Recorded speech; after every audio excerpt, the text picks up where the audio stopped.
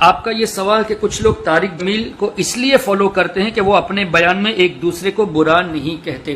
دیکھیے اگر طارق جمیل ایک دوسرے کو برا نہیں کہتے تو اچھی بات ہے، لیکن بد عقیدوں کو برا نہیں کہتے تو وہ تقریر کرنے کے لائق ہی نہیں ہے، اس لیے کہ اللہ تبارک و تعالی نے خود حضور علیہ الصلوۃ والسلام کے گستاخوں کو برا کہا. جنہوں نے حضور علیہ الصلوۃ والسلام کو مجنون کہا، جس نے مجنون کہا اس کے بارے میں اللہ تعالیٰ نے قرآن کریم کی سورہ قلم میں اس کی برائیاں بیان فرمائی ہے، اور یہ بھی فرمایا کہ وہ حلال کی اولاد میں سے نہیں ہے. پھر اللہ تعالیٰ نے خود ہی ارشاد فرمایا کہ تمہارے باپ، بیٹے، بھائی، رشتہ دار بھی اگر اللہ اور اس کے رسول کے دشمنوں سے دوستی رکھتے ہیں تو ان سے دور رہو. اب ہم طارق جمیل کی سنیں یا اللہ تبارک و تعالی کے حکم کو مانے؟ اللہ نے تو دور رہنے کا حکم دیا. جو گستاخ ہیں، جو حضور علیہ السلام کے دشمنوں سے دوستی رکھتے ہیں، ان سے دور رہنے کا حکم بھی اللہ نے دیا. تو ہم قرآن کی بات کو مانیں یا قرآن کے نام پر ایموشنل مگر مچھ کے آنسو بہا کر بیان کرنے والے مولوی طارق جمیل کی باتیں سنیں، جبکہ یہ قرآن کے خلاف ہمیں میسیجز پہنچا رہا ہے. پھر حضور علیہ الصلوۃ والسلام نے مسجد نبوی شریف سے منافقوں کا نام لے کر اخرج یا فلاں فإنک منافق، اخرج یا فلاں فإنک منافق، نکل جا مسجد سے اے شخص تو منافق ہے، یعنی نام لے کر منافقوں کو مسجد نبوی سے باہر نکالا.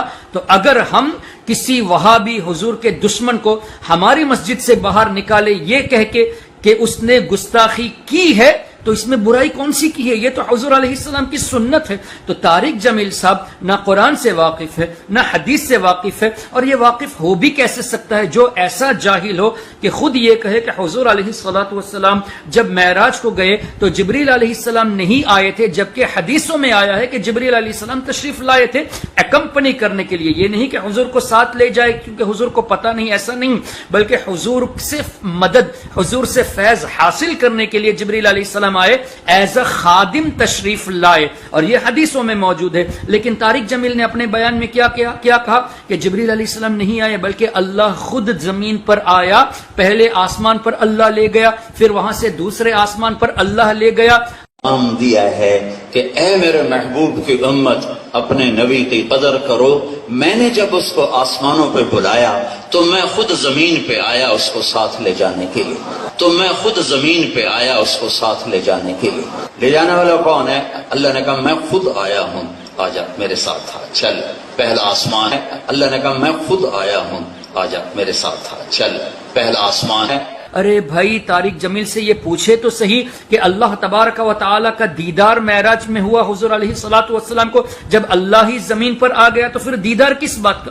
جانے کی ضرورت کیا تھی؟ پھر اللہ کا زمین پہ آنا اگر مان لیا جائے تو اللہ کے لیے جسم کا ثابت ہوا، اللہ کے لیے مکان کا ثابت ہوا، اور اللہ جسم و جسمانیات سے پاک ہے، مکان سے پاک ہے. تو جو آدمی بیسک عقیدہ ہی نہ جانتا ہو اس کی تقریریں چاہے کتنی ہی ایموشنل ہو، ہم سن کے کیا کریں؟ ہم سن کے اپنے ایمان کو برباد کریں. پھر طارق جمیل نے یہ بھی کہا کہ تورات، زبور، انجیل یہ اللہ کے کلام نہیں ہے، صرف قرآن اللہ کا کلام ہے. ان تورات آسمانی کتاب ہے، اللہ کا کلام نہیں ہے. زبور آسمانی کتاب ہے، اللہ کا کلام نہیں ہے. انجیل آسمانی کتاب ہے، اللہ کا کلام نہیں ہے. صحیفے 150 چھوٹے پمفلٹ کتابیں، چھوٹی کتابیں، وہ آسمان کی کتابیں ہیں، وہ اللہ کا کلام نہیں ہے. جبکہ تفاسیر میں واضح طور سے موجود ہے کہ قرآن، تورات، زبور، انجیل یہ سب اللہ کے کلام ہے، صحیفے بھی اللہ کے کلام ہے. اب بزرگان دین یہ فرماتے ہیں، یہاں تک کہ ان کے امام یہ چونکہ دیوبندی فالوور ہے تو اشرف علی تھانوی جو دیوبندیوں کا لیڈر ہے، اشرف علی تھانوی نے خود اپنی تفسیر میں تورات کے بارے میں اللہ کا کلام لکھا ہے.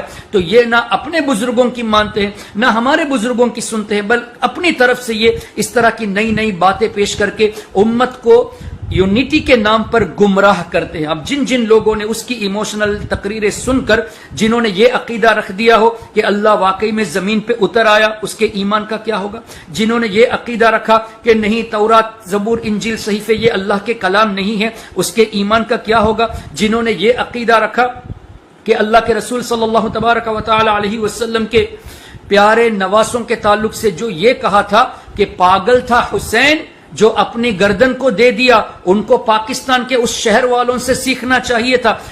تو پاگل تھا حسین جو سر نیزے پہ چڑھا دیا.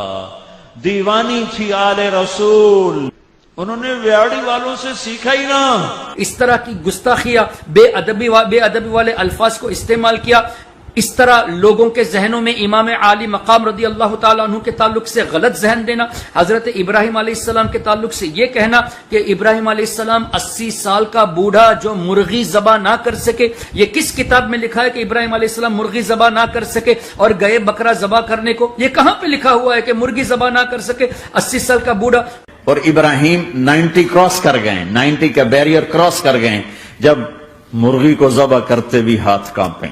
90 برس 92 سال کا بڈھا تو مرغی نہیں ذبح. آسمان کے فرشتے ٹکٹکی باندھ رہے ہیں اور ان کے سانس اٹک رہے ہیں کہ یہ کیا ہو رہا ہے، کیا یہ بوڑھا کر جائے گا، کیا یہ بوڑھا کر جائے گا؟ تو لوگوں کو اس طرح کا ذہن دینا، پھر لوگوں کو یہ ذہن دینا جبکہ قرآن میں موجود ہے رسول کے دشمنوں سے دور رہو، حدیث میں موجود ہے دور رہو، اور یہ کہتا ہے کہ نہیں سب مل کے رہو. تو جو قرآن اور حدیث کے خلاف تعلیم دے کے لوگوں کے ایمان کو اس طرف لے کے جاتا ہے، جو خود بھی لوگ اس کی ایموشنل باتیں سن کے قرآن کے ان حکم کے خلاف جائے، حدیث کے ان حکم کے خلاف جائے، پھر اوپر سے لوگوں کو کہے دیکھو ہمیں جو ہے کسی کی برائی نہیں کرنی چاہیے اس لیے کہ مولانا طارق جمیل نے یہ بتایا اور قرآن اور حدیث کی روشنی میں بتایا، جبکہ قرآن کے بھی خلاف بتایا، حدیث کے بھی خلاف بتایا. اس لیے محترم حضرات، کسی بھی شخص کی تقریر سننے سے پہلے اس کا بیک گراؤنڈ دیکھ لیا جائے.